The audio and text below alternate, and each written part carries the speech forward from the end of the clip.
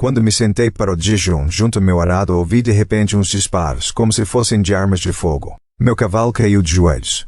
Do lado norte, acima da floresta, subiu uma chama. Depois vi que a floresta de Betts tinha sido vergada para a frente pelo vento, e pensei que era um furacão.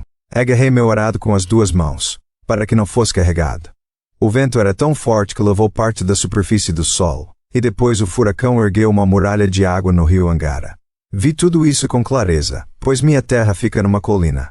O rugido assustou os cavalos em tal medida que alguns galoparam em pânico, arrastando os arados em direções diferentes, e outros desabaram no chão. Os carpinteiros, depois do primeiro e do segundo impacto, se entreolharam estupefatos, e quando o terceiro impacto ressoou, eles caíram, atrás do prédio, sobre as lascas de madeira. Alguns estavam tão atordoados e aterrorizados que tive de acalmá-los e reconfortá-los. Todos nós abandonamos o trabalho e fomos para o vilarejo. Lá, multidões inteiras de habitantes locais se reuniam nas ruas, cheios de terror, falando sobre esse fenômeno. Eu estava nos campos. E tinha acabado de arriar um cavalo e começado com outro quando ouvi de repente o que soou como um potente tiro à direita. De imediato me virei e vi um objeto flamejante e alongado voando pelo céu. A parte da frente era muito mais larga que a extremidade em cauda, e sua cor era como a do fogo à luz do dia. Era muitas vezes maior do que o sol, porém bem menos ofuscante. Assim foi possível olhar para ele a olho nu. Atrás das chamas havia um rastro que parecia poeira. Era coroado por pequenas nuvens de fumaça e as chamas deixavam atrás delas umas faixas azuis. Logo que a chama desapareceu, ouviram-se estrondos mais ruidosos do que tiros. Podia-se sentir o chão tremer, e as vidraças da cabana se estilhaçaram. Eu estava lavando roupas de lã na ribanceira do rio Can. De repente ouviu-se um barulho como o do rufar das asas de um pássaro assustado. E uma espécie de entumecimento veio subindo o rio. Depois disso houve um forte estrondo, tão alto que um dos trabalhadores caiu dentro d'água. Essa notável ocorrência foi chamada de evento de Tunguska. Alguns cientistas sugeriram que ele tenha sido causado pelo choque de um pedaço de antimatéria, eliminado ao entrar em contato com a matéria normal da Terra, e que desapareceu num clarão de raios gama. Mas a ausência de radioatividade no lugar do impacto não sustenta essa explicação. Outros postulam que um mini buraco negro atravessou a Terra, indo de encontro à Sibéria e saindo do outro lado. Mas os registros das ondas de choque atmosférico não apresentam indícios de algum objeto irrompendo num estrondo do Atlântico Norte mais tarde naquele dia. Talvez fosse uma nave espacial de alguma inimaginável civilização extraterrestre avançada, desesperada e em apuros, chocando-se com uma região remota de um planeta obscuro. Mas no lugar do impacto não há vestígios de tal nave. Todas essas hipóteses foram sugeridas, algumas delas mais ou menos a sério. Nenhuma conta com o forte apoio de alguma evidência. A questão-chave no evento de Tunguska é o fato de ter havido uma tremenda explosão, uma grande onda de choque, um grande incêndio florestal, e ainda assim não existir uma cratera no lugar do impacto. Parece haver apenas uma única explicação consistente com todos os fatos em 1908. Um pedaço de cometa atingiu a Terra. Nos vastos espaços entre os planetas há muitos objetos, alguns rochosos, outros metálicos, alguns de gelo, alguns compostos em parte por moléculas orgânicas. Suas dimensões variam de grãos de poeira, até blocos irregulares do tamanho da Nicarágua ou do Butão, e às vezes, por acaso, há um planeta em seu caminho. O evento de Tunguska talvez tenha sido causado por um fragmento de gelo de um cometa com cerca de 100 metros de largura, o tamanho de um campo de futebol, pesando 1 milhão de toneladas. Movendo-se a cerca de 30 km por segundo, ou seja, quase 110 mil km por hora. Se um impacto como esse ocorresse hoje, poderia ser erroneamente tomado, em especial no pânico momentâneo, por uma explosão nuclear. O impacto do cometa e a bola de fogo simulariam o efeito de uma explosão nuclear de um megaton, incluindo a nuvem em forma de cogumelo. Com duas exceções, não haveria radiação gama nem precipitação radioativa. Poderia um evento raro mas natural, o impacto de um fragmento de cometa de tamanho razoável, desencadear uma guerra nuclear. O estranho cenário: um pequeno cometa se choca com a Terra, como fazem milhões deles, e a reação de nossa civilização é prontamente se autodestruir. Uma boa ideia seria entendermos de cometas, colisões e catástrofes um pouco melhor do que entendemos. Por exemplo, um satélite americano Vela detectou um imenso clarão duplo de luz nas vizinhanças do Atlântico Sul e do oeste do Oceano Índico, em 22 de setembro de 1979. Segundo as primeiras especulações, fora um teste clandestino de uma bomba nuclear de baixa potência 2 quilotons. Cerca de um sexto da energia da bomba de Hiroshima feito pela África do Sul ou por Israel. As consequências políticas foram consideradas sérias pelo mundo inteiro. Mas, e se os clarões foram causados, em vez disso, pelo impacto de 2 asteroides ou pedaços de um cometa? Como a varredura aérea na vizinhança do lugar dos clarões não apresentou nenhum traço incomum de radioatividade no ar, essa possibilidade é real, e isso ressalta o perigo, numa era de armas nucleares, de não se monitorarem os impactos que vêm do espaço melhor do que estamos falando. Um cometa é feito sobretudo de gelo de água H2O, com um pouco de gelo de metano CH4 e algum gelo de amônia NH3. Ao ir de encontro à atmosfera da Terra, um modesto fragmento de cometa pode produzir uma grande e brilhante bola de fogo e uma poderosa onda de choque, capaz de incendiar árvores, arrasar florestas e ser ouvida em todo o mundo. Mas poderia não criar uma grande cratera no solo. O gelo se derreteria durante a entrada. Seriam deixados poucos fragmentos reconhecíveis do cometa. Talvez apenas um punhado de pequenos grãos das partes não geladas de seu núcleo. Pouco tempo atrás, o cientista soviético Sobotovich identificou grande número de minúsculos diamantes, espalhados no local do evento de Tunguska. Já se sabe que há diamantes nos meteoritos que sobrevivem ao impacto, e que eles podem ter sua origem remota nos cometas. Numa noite muito clara, se você ficar olhando o céu com paciência, poderá ver um meteoro solitário brilhando por breves momentos lá em cima. Em algumas noites talvez veja uma chuva de meteoros. Sempre nos mesmos e poucos dias de cada ano uma exibição de fogos de artifício naturais, um entretenimento nos céus. Esses meteoros são formados por grãos minúsculos, menores do que um grão de mostarda. São menos estrelas cadentes do que penugem em queda. Momentaneamente brilhantes quando entram na atmosfera terrestre. São aquecidos e destruídos pela fricção a uma altitude de cerca de 100 km. A meteoros são os remanescentes de cometas. 1. Antigos cometas aquecidos por recorrentes passagens perto do Sol se rompem, evaporam e se desintegram. Seus destroços se espalham, preenchendo toda a órbita do cometa. Na interseção dessa órbita com a da Terra há uma enxame de meteoros esperando por nós. Parte desse enxame está constantemente na mesma posição na órbita da Terra. E assim a chuva de meteoros é sempre observada no mesmo dia de cada ano. Em 30 de junho de 1908 aconteceu a chuva de meteoros beta-tauridas, na conexão com a órbita do cometa Encke. O evento de Tunguska parece ter sido causado por um fragmento do Encke. Um pedaço bem maior que os pequenos fragmentos que causam essas brilhantes e inofensivas chuvas de meteoros. Os cometas sempre provocaram medo, reverência e superstição.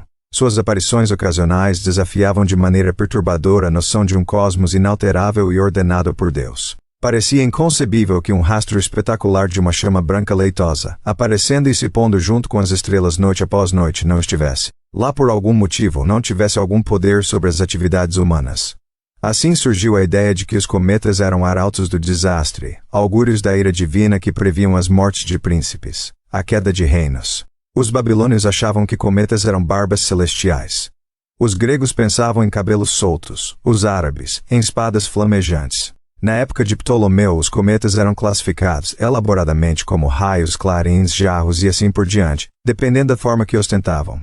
O Ptolomeu achava que eles traziam guerras, clima quente e condições de perturbação.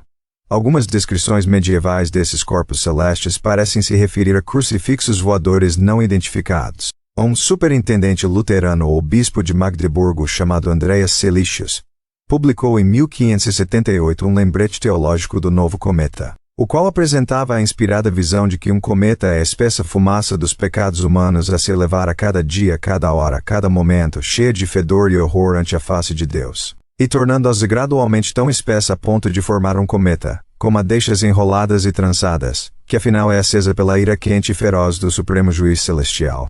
Mas outros contrapunham que se os cometas fossem a fumaça do pecado, os céus estariam o tempo todo incendiados por eles. O registro mais antigo da aparição do cometa Halley, e de qualquer outro está no livro do príncipe Huainan, chinês, presente na marcha do rei Wu contra Zhou Diyin. O ano era 1057 a.C. A aproximação do Halley no ano 66, talvez explique o relato de Flávio Josefo a respeito de uma espada que pendeu sobre Jerusalém durante um ano inteiro. Em 1066 os normandos testemunharam outro retorno do cometa. Como isso devia, pensaram, ser o presságio da queda de algum reino, ele estimulou, em certo sentido de maneira precipitada, a invasão da Inglaterra por Guilherme o Conquistador. O cometa foi devidamente referido num jornal da época, a Tapeçaria de Bayeux. Em 1301, Giotto, um dos fundadores da pintura moderna realista, testemunhou outra aparição do Halley, e a incluiu numa cena da Natividade. O grande cometa de 1466, que é o outro retorno do Halley, fez a Europa cristã entrar em pânico. Os cristãos temeram que Deus que enviava os cometas pudesse estar do lado dos turcos, que tinham acabado de capturar Constantinopla. Os principais astrônomos dos séculos XVI e XVII eram fascinados por cometas, e até Newton ficou um pouco tonto com eles. M. Kepler os descreveu como se projetando no espaço como os peixes no mar, mas sendo dissipados pela luz solar, já que a cauda sempre aponta para a direção contrária à do Sol. David Hume, que em muitos casos foi um inflexível racionalista, ao menos dessa vez brincou com a ideia de que os cometas eram células reprodutoras, o óvulo ou o espermatozoide, de sistemas planetários. Ou seja, que os planetas eram produzidos por uma espécie de sexo interestelar. Quando estudava para sua graduação, antes da invenção do telescópio refletor, Newton passou muitas noites em claro buscando cometas no céu a olho nu, com tal fervor que ficou doente por exaustão. Acompanhando Tycho e Kepler, concluiu que os cometas vistos da Terra não se movem dentro de nossa atmosfera, como haviam pensado Aristóteles e outros, e sim a uma distância maior do que a da Lua, embora mais perto do que Saturno. Cometas brilham, assim como planetas ao refletir a luz do Sol, e há muitos que erroneamente pensam que eles estão à mesma distância das estrelas fixas. Pois se fosse assim, os cometas não poderiam receber mais luz do nosso Sol do que recebem nossos planetas das estrelas fixas. Newton demonstrou que cometas, como os planetas, movem-se em elipses. Cometas são espécies de planetas que giram em órbitas muito excêntricas em torno do Sol. Essa desmistificação, essa previsão de órbitas cometárias regulares, levou seu amigo Edmund Halley,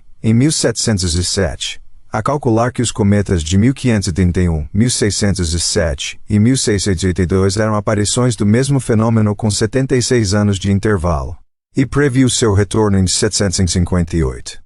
O cometa chegou como previsto e recebeu seu nome como homenagem póstuma.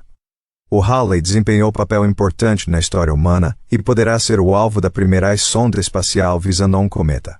Durante seu retorno, em 1956, cientistas planetários alegam às vezes que a colisão de um cometa com um planeta pode dar uma importante contribuição à atmosfera deste. Por exemplo, toda a água que existe hoje na atmosfera de Marte pode ser atribuída a um impacto recente de um pequeno cometa. E Newton notou que a matéria na cauda dos cometas se dissipa no espaço interplanetário, perdida pelo cometa e aos poucos atraída gravitacionalmente para planetas nas proximidades. Ele acreditava que a água na Terra está se perdendo aos poucos, consumida na vegetação e na putrefação, e convertida em terra seca. Os fluidos, se não forem supridos de fora, podem estar em contínuo decréscimo, para enfim faltarem. Parece que Newton acreditava que os oceanos na Terra eram de origem cometária, e que a vida só é possível porque matéria cometária cai em nosso planeta. Num sonho místico, ele foi ainda além suspeito, acima de tudo, que é principalmente dos cometas que vem o espírito, que é de fato a menor, porém a mais sutil e útil, parte de nosso ar, e assim muito necessária para sustentar a vida de todas as coisas à nossa volta. Já em 1868 o astrônomo William Huggins descobriu uma identidade entre várias características no espectro de um cometa e no espectro do gás natural, ou olefiante ou etileno. A Huggins tinha encontrado matéria orgânica nos cometas em anos subsequentes. Foi identificada na cauda deles a presença de cianogênio CN, que consiste num átomo de carbono e de nitrogênio. O fragmento molecular que forma os cianetos. Quando a Terra estava a ponto de passar pela cauda do Halley, em 1910, muita gente entrou em pânico. Esqueceram-se de que a cauda de um cometa é muitíssimo difusa. O perigo efetivo do veneno nela presente é muito menor que o perigo, mesmo em 1910, da poluição industrial nas grandes cidades. Mas isso não deixou quase ninguém tranquilo. Por exemplo, títulos de reportagens no San Francisco Chronicle em 15 de maio de 1910 diziam: câmera para fotografar cometa do tamanho de uma casa. Cometa chega e marido se aprimora. Festas para o cometa agora são mania em Nova York. O Los Angeles Examiner adotou um estilo leve. Ei, o cometa já cianogenou você. A raça humana inteira destinada a um banho de gás grátis. Na expectativa de uma grande farra, muitos sentem o cheiro do cianogênio. Vítima sobe em árvore e tenta telefonar para o cometa.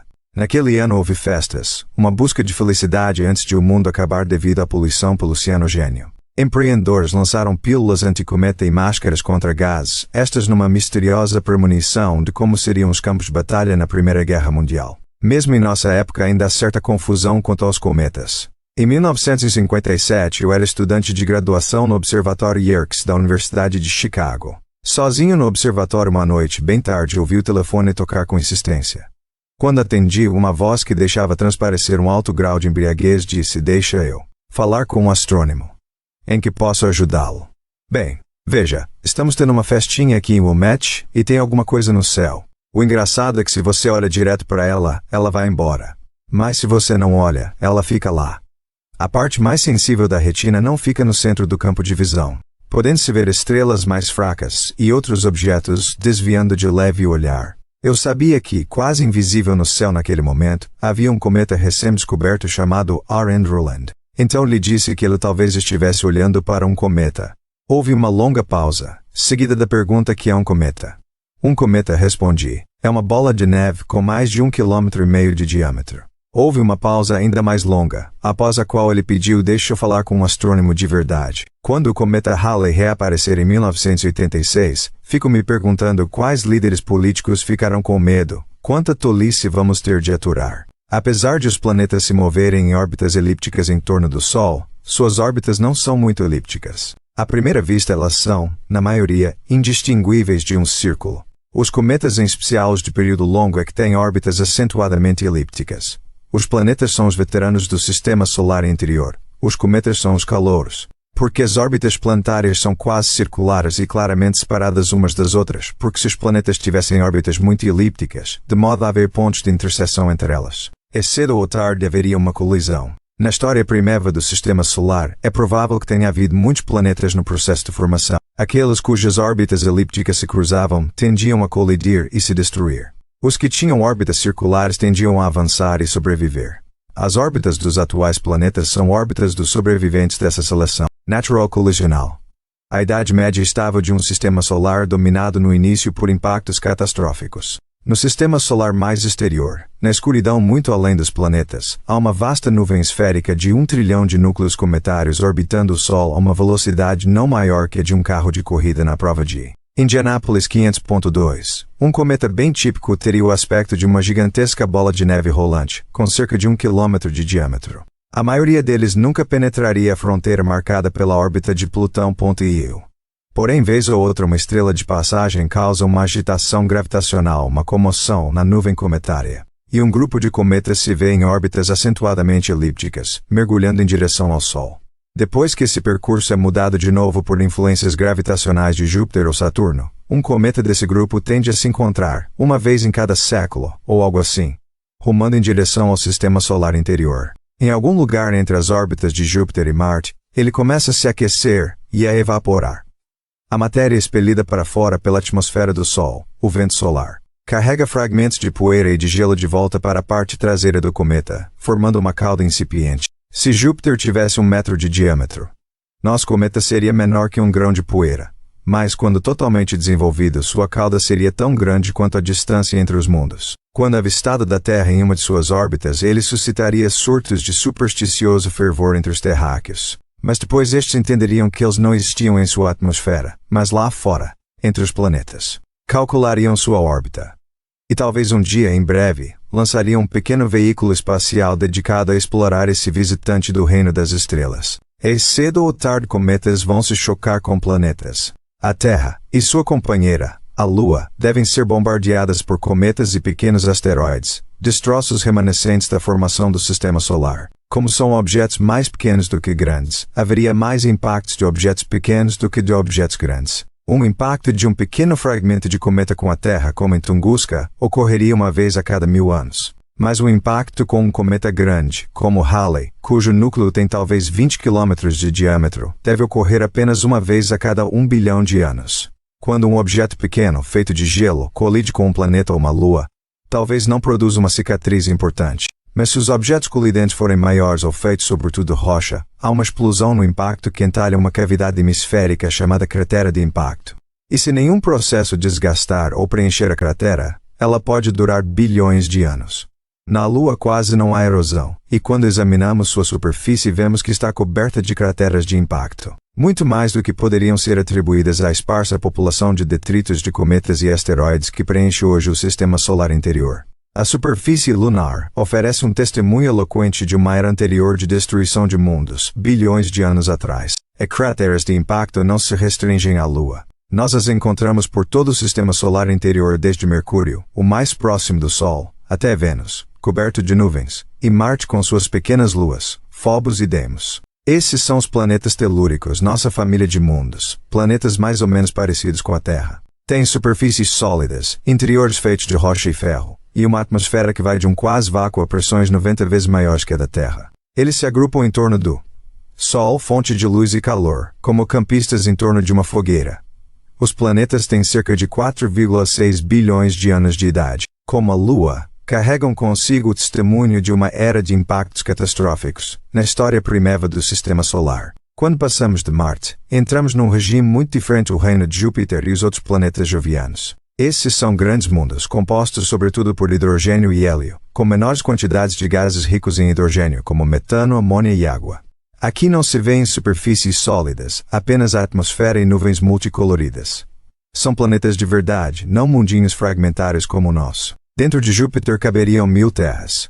Se um planeta ou um asteroide caísse na atmosfera de Júpiter, não teríamos uma cratera visível, apenas uma momentânea ruptura nas nuvens. No entanto, sabemos que existe uma história com muitos bilhões de anos de colisões também no sistema solar exterior, porque Júpiter tem um grande sistema de luas, mais de uma dúzia T5, das quais foram examinadas bem de perto pela espaçonave Voyager.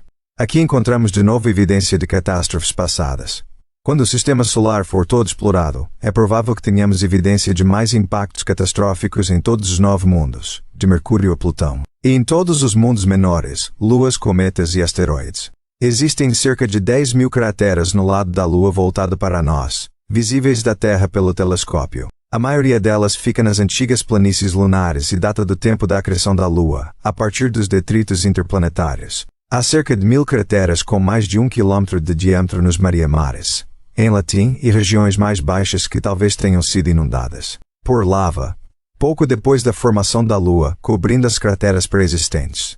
Assim, num cálculo muito aproximado, crateras devem se formar hoje na Lua a um ritmo de cerca de 109 anos 104, 100.000 anos entre eventos de formação de cratera. Como deve ter havido há alguns bilhões de anos mais detritos interplanetários do que existem hoje, podemos ter de esperar até mais do que 100.000 anos para ver formar-se uma cratera na Lua. Como a Terra tem uma área maior do que a Lua, pode ser que tenhamos de esperar algo como 10.000 anos entre colisões que produzam crateras com 1 km de diâmetro em nosso planeta. E como a cratera do Meteoro no Arizona, uma cratera de impacto com cerca de 1 km de diâmetro, foi estimada como tendo 20.000 ou 30.000 anos de idade. As observações na Terra estão de acordo com esses cálculos brutos. O impacto efetivo de um cometa pequeno ou um asteroide com a Lua pode produzir uma explosão momentânea brilhante o suficiente para ser vista da Terra. Podemos imaginar nossos antepassados olhando com displicência para cima e notando uma nuvem estranha elevando-os da parte não iluminada da Lua e de repente tocada pelos raios do Sol.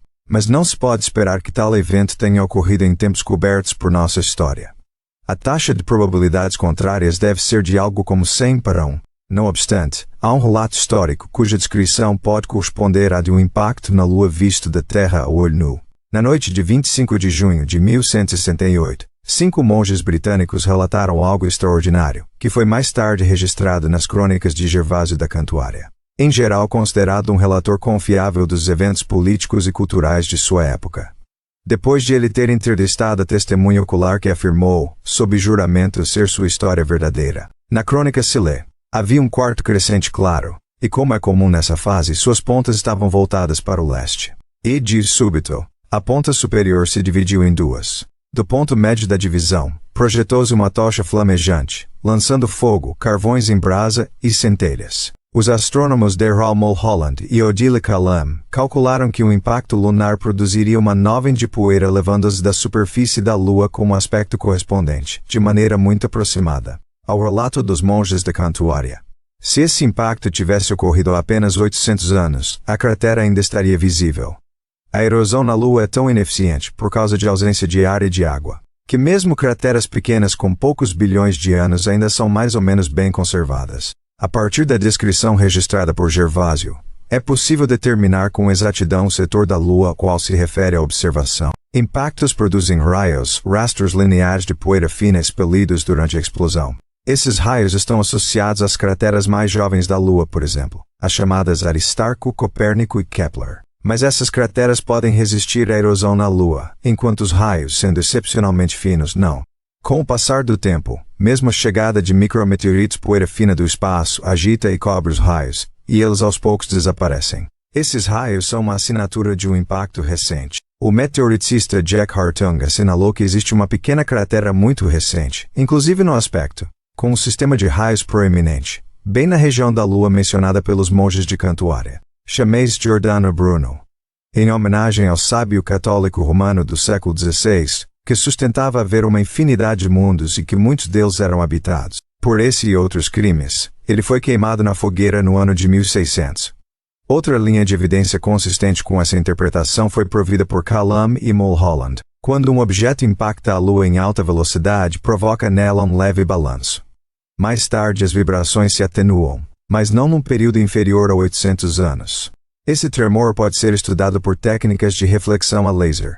Os astronautas da Apollo 16 instalaram em vários locais na Lua espelhos chamados retrorefletores de laser. Quando um raio laser da Terra atinge o espelho e se reflete, o tempo do percurso de ida e volta pode ser medido com precisão notável. Esse tempo multiplicado pela velocidade da luz, nos dá a distância à Lua naquele momento também com uma precisão notável. Essas medições, realizadas num período de vários anos, revelam que a Lua está em libração, ou estremecendo num período de cerca de 3 anos e numa amplitude de cerca de 3 metros, consistente com a ideia de que a cratera Giordano Bruno foi criada há menos de 1000 anos. Todos esses indícios são inferidos e indiretos. Há poucas probabilidades, como já disse, de que esse evento tenha ocorrido em tempos históricos. Mas trata-se de uma evidência pelo menos sugestiva. Como também nos relembram o evento de Tunguska e a cratera do meteoro no Arizona. Nem todos os impactos catastróficos ocorreram no início da história do Sistema Solar. Mas o fato de só algumas crateras lunares apresentarem sistemas de raios extensos, nos faz lembrar que mesmo na Lua, ocorre alguma erosão. Verificando qual cratera se sobrepõe a qual e outros sinais de estratigrafia lunar, podemos reconstituir a sequência de impactos e inundações subsequentes, dos quais a produção da cratera Giordano Bruno é talvez o exemplo mais recente. Nosso planeta está muito perto da Lua. Se esta é atingida por impactos de forma tão severa como é que a Terra os tem evitado, porque uma cratera como a do meteoro